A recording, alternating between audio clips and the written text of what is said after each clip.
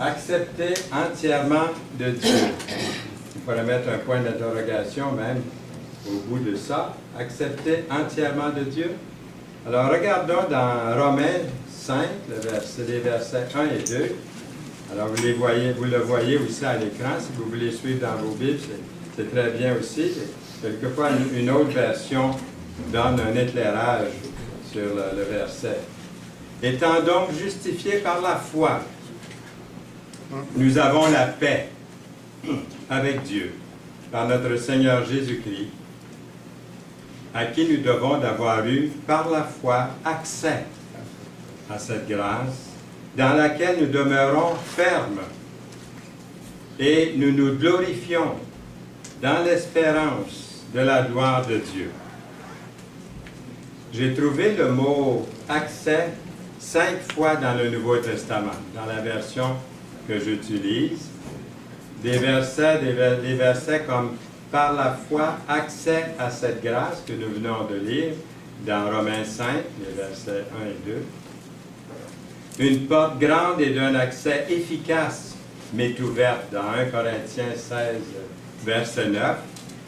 Car par lui, les uns et les autres, nous avons accès auprès du Père, dans Éphésiens 2, 18.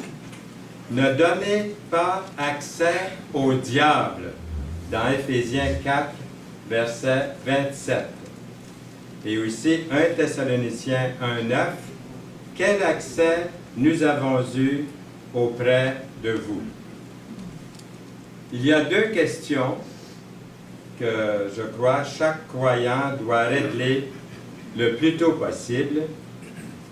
Quand je dis croyant, je parle de celui et de celle qui a reconnu que Jésus-Christ était son sauveur personnel. Quelqu'un qui reconnaît que sans Jésus-Christ, il ou elle est perdue. Sans Jésus-Christ. La personne réalise que sans le Seigneur, il n'y aurait pas de délice éternel. Ça serait le châtiment éternel. C'est de réaliser qu'on est pécheur et qu'on a besoin d'aller à Jésus-Christ. Quand j'emploie le mot croyant, c'est quelqu'un qui est né de nouveau, qui a Jésus-Christ dans sa vie, qui vit pour lui. Alors, il y a deux questions que chaque croyant doit régler le plus tôt possible. Et l'une des questions est, Dieu m'accepte-t-il complètement? Et la seconde question, sur quelle base Dieu m'accepte-t-il? Est-ce qu'on continue? Oui. Oui, vous voulez savoir? Oui. On continue. C'est crucial. Sur quelle base, surtout sur quelle base Dieu m'accepte-t-il? C'est ça surtout que j'aimerais souligner dans le message aujourd'hui. Quelle dévastation imprègne souvent la vie d'une personne, d'un croyant, que la personne soit jeune ou plus âgée, riche ou pauvre, sauvée ou même non sauvée, parce que les personnes qui ne sont pas encore nées de nouveau, souvent se demandent, ils pensent à un Dieu sévère, un Dieu qui juge. Ils regardent le monde dans lequel on vit, puis ils disent, si Dieu existait, il n'y aurait pas tant d'enfants qui meurent de faim, puis de souffrance dans le monde, et mettent la faute sur Dieu. Donc, ils voient Dieu d'une autre façon. Donc, de même, de ne pas se sentir accepté, il est possible de ne pas se sentir accepté, même, non seulement pas être accepté de Dieu, mais de ne pas être accepté par nos semblables, par ceux qui nous entourent, dans nos familles, parmi nos amis, au travail. Tant de croyants passent leur vie sans cette précieuse réalité. Il nous a prédestinés dans son amour à être ses enfants d'adoption par Jésus-Christ, selon le bon plaisir de sa volonté, pour célébrer la gloire de sa grâce, dont il nous a favorisés dans le bien-aimé. Mémorisons ce verset-là. Chaque croyant est accepté du Père. Chaque croyant né de nouveau est accepté du Père grâce au Fils de Dieu, grâce à Jésus-Christ. Étant donc justifiés par la foi, nous avons la paix avec Dieu. Ça me rappelle le livre de Billy Graham, La paix avec Dieu. La paix, le verset termine en disant la paix avec Dieu par notre Seigneur Jésus-Christ. Il a écrit un livre, Billy Graham, qui est intitulé, je pense que c'était un de ses premiers livres, si ce n'est pas le premier livre qu'il a écrit. Et plusieurs l'ont lu à travers le monde dans plusieurs langues. Est-ce que vous connaissez ce livre-là? Vous l'avez peut-être chez vous. Sinon, c'est un très bon livre à avoir. Je me rappelle, quand je pense à ce livre-là, à un moment donné, on offrait à l'émission La Foi vivifiante à la radio. À l'époque, nous étions à CKAC Montréal et sur plusieurs postes en province aussi. Mais je me rappelle en particulier, un dimanche matin, c'est Jean Duceppe, le père de Gilles Duceppe, que vous connaissez tous, qui était animateur à CKAC. Et puis, La Foi vivifiante, j'offrais le livre La paix avec Dieu par Billy Graham. Et M. Duceppe, Jean Duceppe, il dit, je ne sais pas si M. Saint-Louis, c'est un esprit, je ne l'ai jamais vu, je l'entends parler. Il nous offre la paix avec Dieu. Et là, il se met à dire qu'il avait assisté à une réunion de Billy Graham au Texas, je crois que c'était au Texas, où il a donné quelques bribes du message de Billy Graham à la radio. Alors moi, je l'ai rappelé pendant que la musique jouait, je l'ai rappelé de chez moi, et je lui ai parlé, je lui ai dit que s'il voulait, que je lui enverrais le livre de Billy Graham, La paix avec Dieu. Il m'a remercié en revenant en ondes, il dit, Monsieur Saint-Loup m'a appelé, c'est pas un esprit. Il m'a parlé, c'est lui. Et quelques semaines après, il a reçu le livre La paix avec Dieu par Billy Graham, et en ondes, il a dit, merci Monsieur Saint-Louis pour le livre que j'ai reçu, La paix avec Dieu de Billy Graham. Prions pour ceux et celles qui reçoivent de la documentation que vous donnez vous-même. Je sais qu'il y en a ici qui mettent beaucoup de temps à donner des traités, à distribuer la parole de Dieu. L'Évangile est entré chez moi par un traité qui s'appelle Les Deux Frères, que vous connaissez sûrement plusieurs d'entre vous, l'histoire des deux frères. Et c'est comme ça que mon père finalement a fait venir un Nouveau Testament. Donc, c'est très puissant, la parole qui est distribuée. Plus les hommes de toute race se rapprocheront de Christ et de sa croix, plus ils se rapprocheront les uns des autres, a écrit l'évangéliste Billy Graham dans ce livre-là. La paix. Les gens paieraient cher pour avoir la paix aujourd'hui. C'est Dieu. La paix, c'est Dieu envers nous par son Fils bien-aimé. C'est là-dessus que notre paix doit être fondée. Avoir fait la paix par le sang que Jésus-Christ a versé à la croix du Calvaire, pour vous et moi. La paix nous vient de lui, nous vient d'en haut, nous vient du Seigneur. En faisant la paix par lui, par Jésus, par le sang de sa croix, selon Colossiens, chapitre 1, verset 20. Sa paix est basée uniquement dans l'œuvre de la croix, sans votre intervention, intérieure ou extérieure. Il l'a fait, il s'est donné pour vous. C'est la chose la plus difficile à accepter pour 100% des non-croyants. C'est difficile pour eux d'accepter que l'œuvre de la croix est complète et parfaite pour les sauver. Il faut qu'ils mettent un petit peu de leur grain de sel. Autrement, ils pensent que ce n'est pas complet.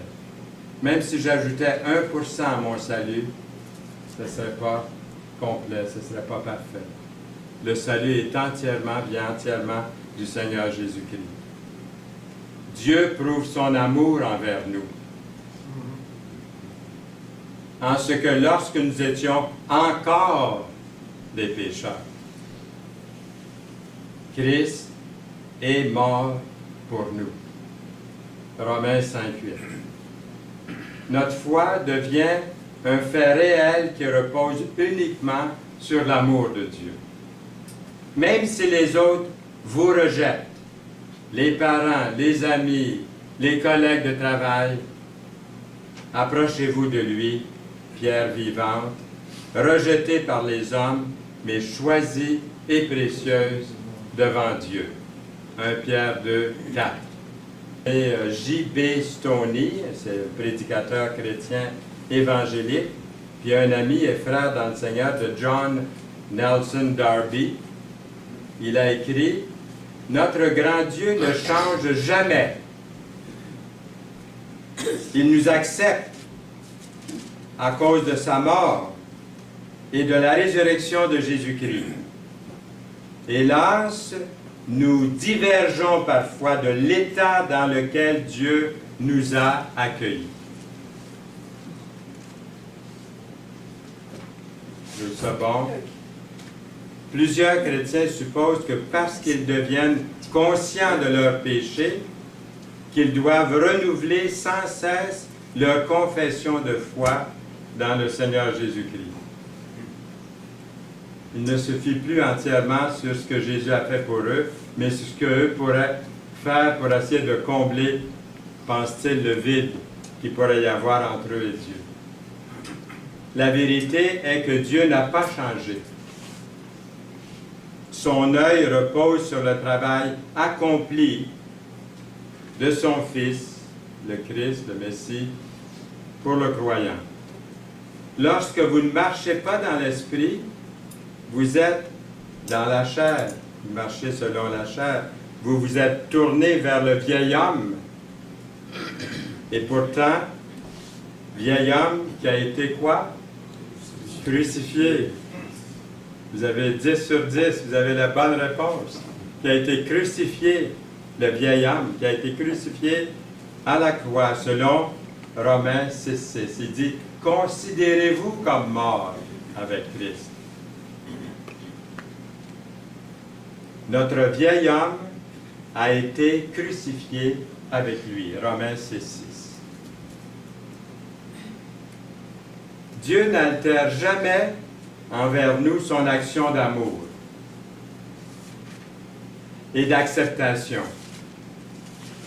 Il nous a reçus à cause de la mort et de la résurrection du Seigneur Jésus-Christ. Mais c'est nous qui altérons notre conduite devant lui. C'est pas lui. Lui ne change rien de son amour envers moi. C'est pas merveilleux? Il ne change rien de son amour envers moi. C'est moi qui altère les choses. L'amour de Dieu envers moi est inflexible. L'amour de Dieu croyant, chers amis, chers frères et sœurs dans le Seigneur, l'amour de Dieu envers vous est inflexible. Ses yeux reposent sur l'œuvre parfaite et complète de son Fils, œuvre accomplie en faveur du croyant. Qu'est-ce qui arrive lorsque je ne marche pas dans l'esprit? Je suis dans la chair, je suis charnel. Je fais la volonté du vieil homme qui a été crucifié pourtant à la croix, comme c'est écrit, par la foi. Je dois être établi à ce moment-là dans la communion avec lui, tout de suite, sans tarder. Lorsqu'enfin je le suis rétabli, je vois que lui, il a toujours été le même envers moi. Sans l'ombre d'un changement, je demeure absolument favorable à ses yeux. Lorsque le péché s'introduit, nous craignons que Dieu change d'attitude envers nous. Lorsque le péché ou l'échec s'introduit dans ma vie, je me dis, est-ce que le Seigneur m'aime encore? Est-ce qu'il a encore la même relation avec moi? Dieu ne change pas. C'est moi qui ai changé. Dieu ne change pas. Lorsque je ne marche plus dans l'esprit et que je marche dans la chair, je dois reconnaître ma faute immédiatement, sans tarder, pour être établi. On peut appeler ça aussi la repentance du chrétien. à tous les instants. Car, Jésus a dit, car ceci est mon sang, nous allons célébrer ce matin le repas du Seigneur, il a dit, car ceci est mon sang, le sang de l'Alliance, qui est répandu pour beaucoup, pour le pardon des péchés. Parole de Jésus dans Matthieu 26, verset 28. Y a-t-il un moyen plus efficace d'effacer le mal que ce que Dieu a fait pour vous et pour moi? Est-ce qu'il y en a un autre? Non. Or, là où le péché, où les péchés sont réellement pardonnés, est-il encore besoin de sacrifices pour les effacer, selon Hébreux 10, 18? Vous connaissez la réponse. Dieu a effectué notre réconciliation avec Dieu. Son amour demeure constant envers moi, envers vous, croyants. Les œuvres de la chair ne peuvent que nous attirer des réprimandes, mais Dieu, lui, ne s'écarte jamais de l'amour qu'il a exprimé au Fils prodigue. Regardez l'histoire du Fils prodigue. Hein? Comment est-ce qu'il a accueilli le Père, le Fils prodigue? Les bras ouverts. Le Fils prodigue puait, hein, avec des haillons. Il venait de vivre dans la débauche, puis il se présente à son père. Son père allait voir chaque jour pour voir son fils venir. Quand il l'a vu, qu'est-ce qu'il a fait? Il a couru vers son fils. La base sur l'amour de Dieu s'appuie pour nous accepter, doit aussi être la vôtre, la mienne. Il n'y en a pas d'autre. Tu n'as agréé ni holocauste, ni sacrifice pour le péché. Il n'y en a pas d'autre. Cherchez pas ailleurs. Éphésiens 1,6.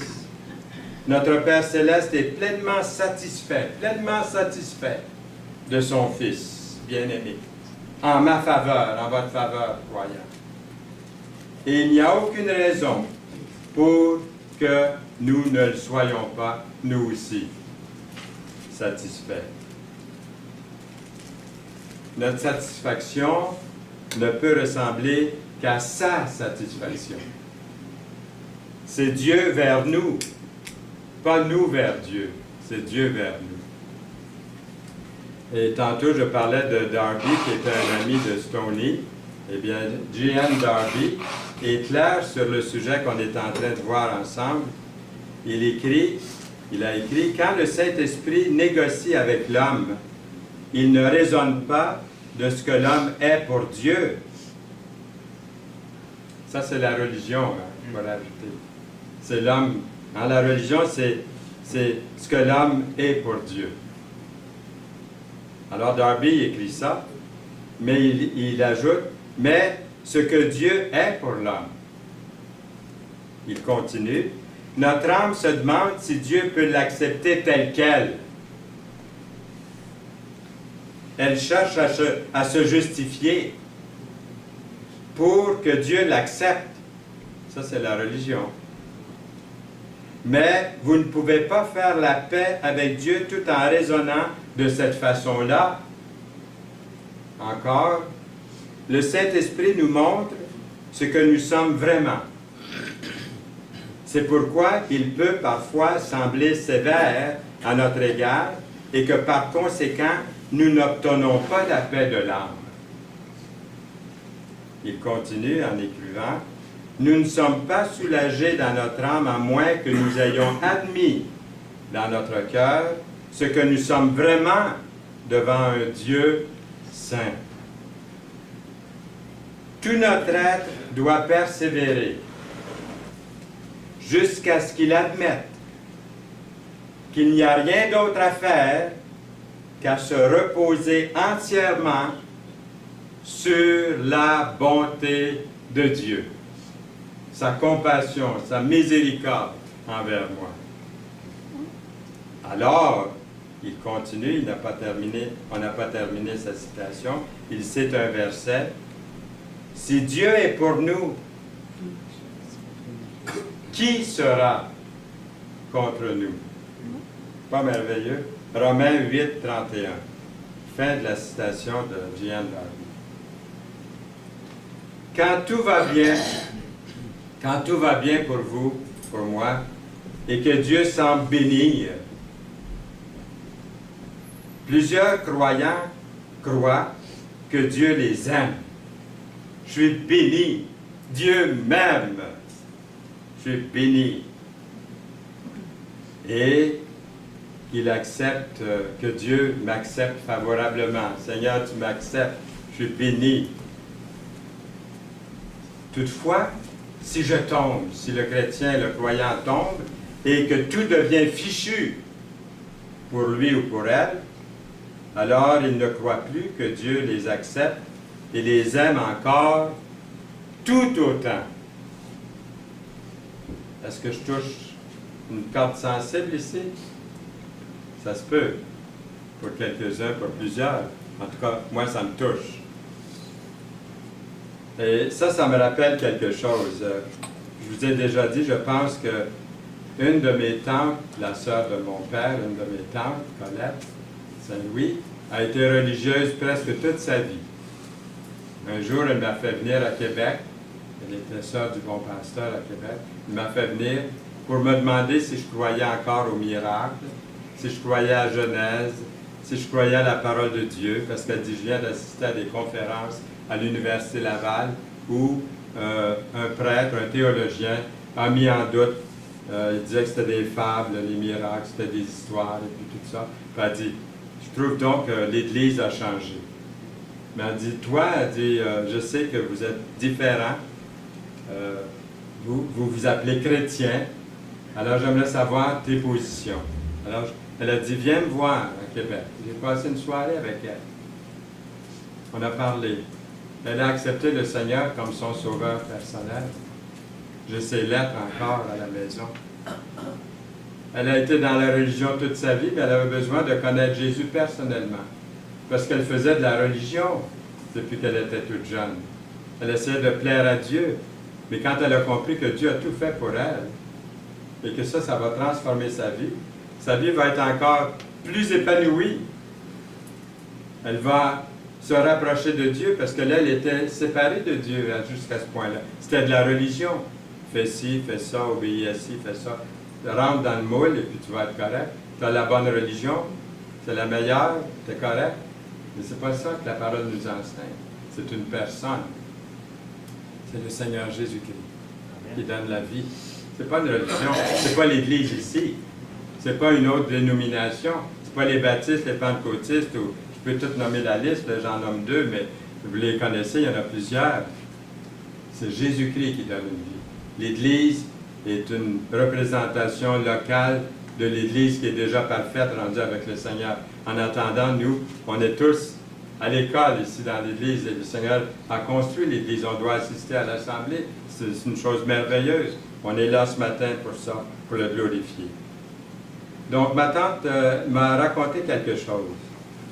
C'est pour ça que je vous dis tout ça, là, pour que vous la connaissiez un petit peu. Elle m'a dit que quand j'étais jeune, quand j'étais enfant, j'avais 4 ou 5 ans, elle venait nous garder. On était plusieurs dans la famille, mais à l'époque, on était déjà, quand j'avais 5 ans, il y avait déjà 4 enfants dans la famille, puis on est tous 11 mois de différence, puis on suit 7 d'affilée, 11 mois de différence. Il y a des familles comme ça, des bonnes familles québécoises d'autrefois. Alors, elle venait nous garder. Puis elle m'a dit, à toutes les fois que tu faisais un coup, quelque chose de mauvais, désobéissait ou j'étais tannant, elle me reprenait. Et puis, quelques temps après, quelques minutes après, je venais la trouver, la binette basse. Je lui disais, c'est ce qu'elle m'a raconté, je lui disais, ma tante, est-ce que vous m'aimez encore? Ma tante, est-ce que vous m'aimez encore? Et puis, elle m'a rappelé ça.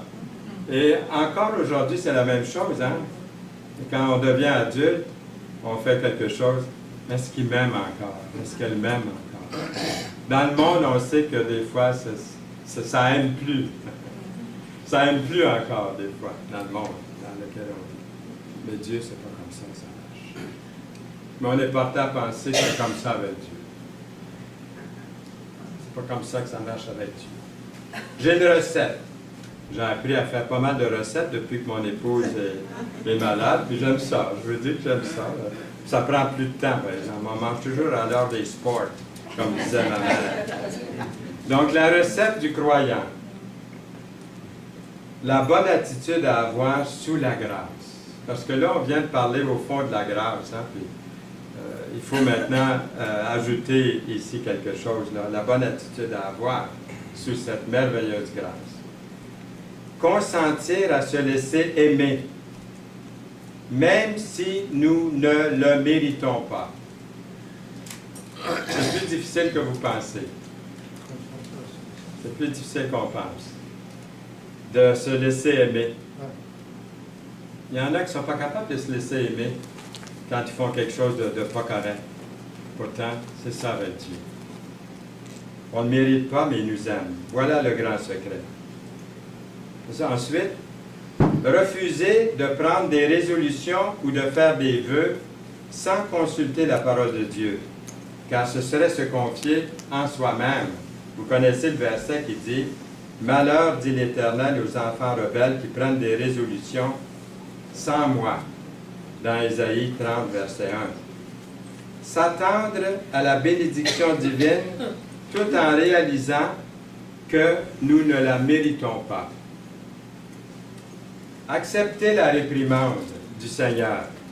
Ça aussi, c'est difficile. Accepter la réprimande du Seigneur comme une marque de sa bonté envers nous. J'ai entendu des fois des chrétiens dire « J'espère que le Seigneur va arrêter de m'aimer autant parce que j'en ai pas mal assez soupé de l'épreuve et de la souffrance. » Vous l'avez peut-être déjà dit quelques-uns. Moi, j'ai déjà pensé aussi. Seigneur, lâche-moi un peu, là, tu m'aimes assez, hein? Mais accepter la réprimande du Seigneur comme une marque de sa bonté. Il y a toujours quelque chose qui ressort de l'épreuve, qui était bon pour vous. La pire des épreuves. Vous pouvez le dire, je peux le dire aussi. Vous l'avez expérimenté, moi aussi. Vous savez que malgré l'épreuve, le Seigneur se révèle dans sa bonté, dans sa grâce. Sur le moment, c'est difficile, c'est sûr. Des fois, c'est comme impossible à vivre. Le texte nous dit « Rendez grâce en toutes choses ». Le mot « tout » est très, très important ici. Là. C'est tout. Tout, c'est tout. Hein? C'est tout. OK? Alors, est-ce que je peux dire « Oh Seigneur, il m'arrive quelque chose d'épouvantable, j'ai un accident, je ne sais pas quoi, j'ai une blessure ou quelqu'un tombe malade de près, quelqu'un décède. Est-ce que je peux rendre grâce? Car c'est à votre égard la volonté de Dieu en Jésus-Christ. 1 Thessaloniciens 5, 18. Apprenez-le par cœur, ce verset-là. Le croyant qui jouit de sa grâce découvre. Hein? Maintenant, on passe au deuxième chapitre de la grâce ici. Là. On en vient de voir numéro 1, numéro 2.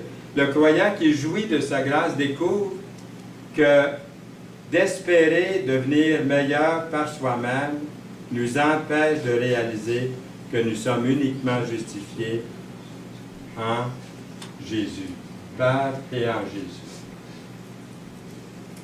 D'être déçu de votre comportement, au point d'en être complètement démoli, démontrerait que vous croyez encore en votre capacité personnelle de plaire à Dieu. Alors, l'autre chose, c'est d'être découragé, c'est de ne pas croire que Dieu peut apporter la bénédiction par ces choses négatives qui nous arrivent. OK?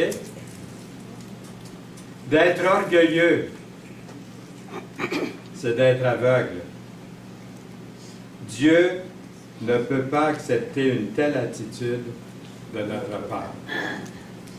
Le manque de bénédiction spirituelle vient de notre incrédulité et non pas des échecs dans notre ardeur de dévotion pour le Seigneur. Prêcher l'ardeur à la dévotion en premier, pour ensuite s'attendre à la bénédiction et de renverser l'ordre de Dieu. C'est de prêcher la loi, la religion, et non la grâce. La loi a fait dépendre la bénédiction de l'homme par les moyens de ses œuvres. Pas vrai? Pourtant, c'est écrit, ce n'est point par les œuvres, afin que personne ne se glorifie, dans Éphésiens 2:9. La grâce confère une bénédiction inconditionnelle et imméritée. Notre dévotion sincère s'en suivra, mais certainement pas à la hauteur de sa grâce. Je peux être reconnaissant à Dieu, mais jamais que je dépasserai la grâce, la compassion, la miséricorde qu'il a envers moi.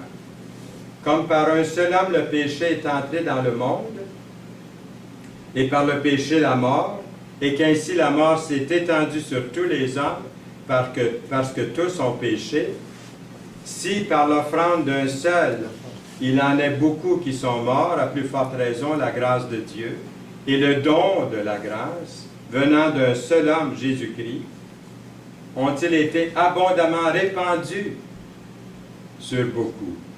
Romains 5, verset 15. De source inconnue, j'ai trouvé quelque chose qui disait « Un meurtrier peut se tenir au fond d'une mine, tout au fond d'une mine. Et vous, sur le sommet d'une montagne, très haut, mais vous êtes aussi peu capable de toucher les étoiles que le meurtrier qui est au fond de la mine. Vous ne pouvez pas atteindre la justice que Dieu exige. Peu importe la distance que vous gérez,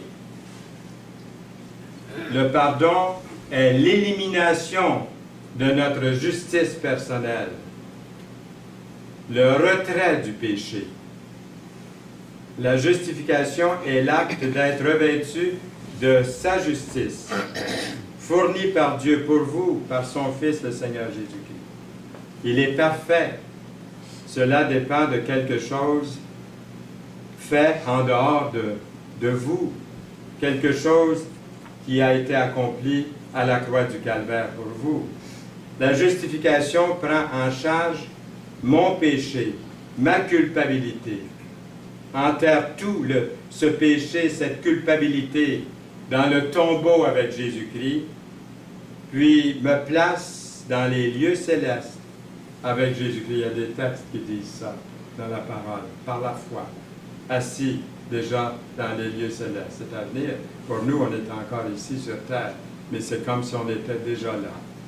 Aucun de nous n'aime l'idée d'être appelé pécheur, pécheresse, mais nous devons faire face à ce que nous sommes. Il s'agit de voir Romains 5, tout le chapitre 5, surtout les versets 12 à 21 de Romains 5. Nous sommes nés pécheurs. Adam, le chef de notre race, pourtant, n'a pas été créé de cette façon-là. Il a délibérément péché et sa nature pécheresse nous a été transmise à moi, à vous. Encore une fois, d'une source inconnue, j'ai vu, quelqu'un a écrit, mais à l'encontre d'Adam, qui est la tête de la race humaine, nous trouvons le Christ, le chef de la race spirituelle. Si le péché d'un seul a permis à toute la race de mourir, la justice d'un homme a permis à toute la race de sortir de cette condition. Fin de la citation. Deux questions en terminant ici. Avons-nous peur de vraiment croire en Dieu, à tout ce qu'il a fait pour nous? Deuxième question. Avons-nous peur de laisser les autres croire vraiment en Dieu?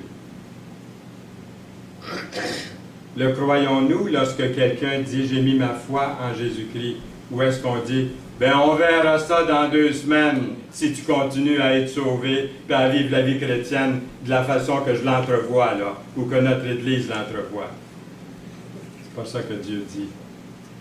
Vous voyez? Mais c'est ça la nature humaine au fond. Est-ce que j'ai peur de laisser les autres croire? Je me dis que souvent, il n'y a pas d'âme de sauver, dans certains endroits parce qu'on ne croit pas assez que les âmes peuvent être sauvées, ou on voudrait une preuve tout de suite qu'ils sont sauvés. Ça me rappelle toujours dans un certain camp, je n'oublierai jamais, où j'invitais les jeunes à accepter Jésus-Christ comme leur sauveur personnel. Des jeunes de l'âge de 8 ans à 13-14 ans. Et à tous les soirs, des jeunes s'avançaient pour accepter Jésus-Christ comme sauveur personnel. Alors, il y en a plusieurs aujourd'hui que je rencontre qui sont grands-parents. Il faut vivre vieux pour voir les jeunes qui ont accepté le Seigneur à l'âge de 10 ans, puis aujourd'hui sont grands-parents. Ça vous met ça dans une catégorie à part. Mais j'en rencontre continuellement qui ont accepté le Seigneur quand ils étaient dans les camps. Quelle joie! J'apprends ça aujourd'hui, des fois, après 50 ans, après 60 ans. J'apprends ça, je trouve ça merveilleux. Gloire à Dieu, gloire à Dieu. Toute la gloire à Dieu. Mais ce que je veux souligner ici, il y avait un certain camp. Le soir, les jeunes s'avançaient pour accepter Jésus-Christ comme sauveur. Le lendemain matin, il y avait quelqu'un qui ne faisait même pas partie du camp, qui allait les trouver, puis qui disait « As-tu vraiment accepté Jésus comme ça? Tu étais un petit tannant. On va te faire la vaisselle, tu es encore désobéi. Là, on va voir si tu es vraiment sauvé. » Il est désauvait tous le lendemain. Nous autres, on les sauvait le soir, puis lui, il est désauvait le lendemain matin. Il ne croyait pas que les autres pouvaient vraiment croire en Dieu. Moi, si je suis ici devant vous aujourd'hui, c'est parce que quelqu'un a cru que j'avais accepté Jésus comme sauveur. Il n'a pas dit « On va voir, mon petit gars, si tu vas être obéissant à ta maman et si tu vas faire tes devoirs comme il faut. » Non. Il a dit « On va se mettre à genoux, on va dire merci au Seigneur pour la toute petite pierre vivante, elle restait petite, vous avez vu, la toute petite pierre vivante qui vient d'être rajoutée à son Église. Merci, mon Dieu, pour cet homme-là qui s'est mis à genoux. La journée que j'ai accepté le Seigneur, le 11 avril 1947, ça fait 70 ans. Il s'est mis à genoux et il dit merci pour la petite pierre vivante. Mon cœur battait. Un grand qui acceptait que ce que j'avais fait, c'était vrai. Mais d'autres vont dire, on verra. On verra comment tu te conduis si tu es vraiment sauvé. Alors, des fois, on ne voit pas d'hommes sauvés dans une église ou dans une organisation, peu importe, parce qu'on ne croit plus que quelqu'un peut être sauvé. On ne prend pas sa parole. On va voir s'il est sauvé. Il a levé la main, mais on met des doutes.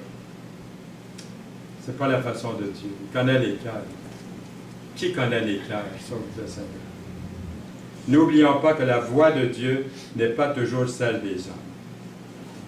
Plusieurs sectes se basent sur la peur, afin de pouvoir garder leurs disciples en ligne. C'est vrai que la peur a sa juste valeur dans le vrai christianisme, mais Dieu a d'autres motivations plus élevées, dont celle de l'amour. Ceux et celles qui ont compris un tout petit peu la grandeur de l'amour de Dieu ne continueront pas à vivre dans le péché. Parce que souvent, le reproche qu'on fait, c'est « Ah oui, mais si vous êtes sauvés, ils ne comprennent pas là. » Si la trompette rend un son confus, qui se préparera au combat? 1 Corinthiens 14, 8. Éphésiens 6, 14. Tenez donc ferme. 2 Thessaloniciens 2, 16. Que notre Seigneur Jésus-Christ lui-même et Dieu notre Père qui nous a aimés. Dieu devrait avoir un majuscule ici, là. Et pourtant, j'ai fait copier-coller d'une Bible. Il peut y avoir des petites erreurs d'orthographe, même dans la Bible, mesdames et messieurs, mes frères et sœurs. Alors ici, et qui nous a donné par sa grâce une consolation éternelle et une bonne espérance. Et finalement, ce verset dans 2 Thessaloniciens 2, 17, que une bonne espérance console votre cœur et vous affermisse en toute bonne œuvre et en toute bonne parole. Je devrais plutôt dire que c'est celui-ci, le dernier texte. Jésus ne put faire là aucun miracle. Dans Marc 6, 5. Je me suis demandé pourquoi que Jésus n'avait pas fait de miracle. La réponse, et Jésus s'étonnait de leur incrédulité. Ça revient à ce qu'on disait il y a quelques instants. C'est pour ça qu'il n'y a pas de miracle, des fois qu'il n'y a pas de réveil spirituel. C'est l'incrédulité dans notre cœur. Je dois accepter sa grandeur, son amour, qui est parfait. Comme on a vu ce matin avec les versets que nous avons considérés. Quel grand Dieu nous avons, quel grand Sauveur. Est-ce que vous pouvez dire Amen à ça? Oui. Amen. Gloire à Dieu. Seigneur, nous voulons te remercier, Seigneur, ce matin pour ta parole. C'est elle qui peut me convaincre, moi. C'est ta parole, ce n'est pas les arguments des hommes, les meilleurs, mais c'est vraiment ta parole. Seigneur, aide-moi, aide-nous à être soumis à cette parole pour ta plus grande gloire. Amen. Amen.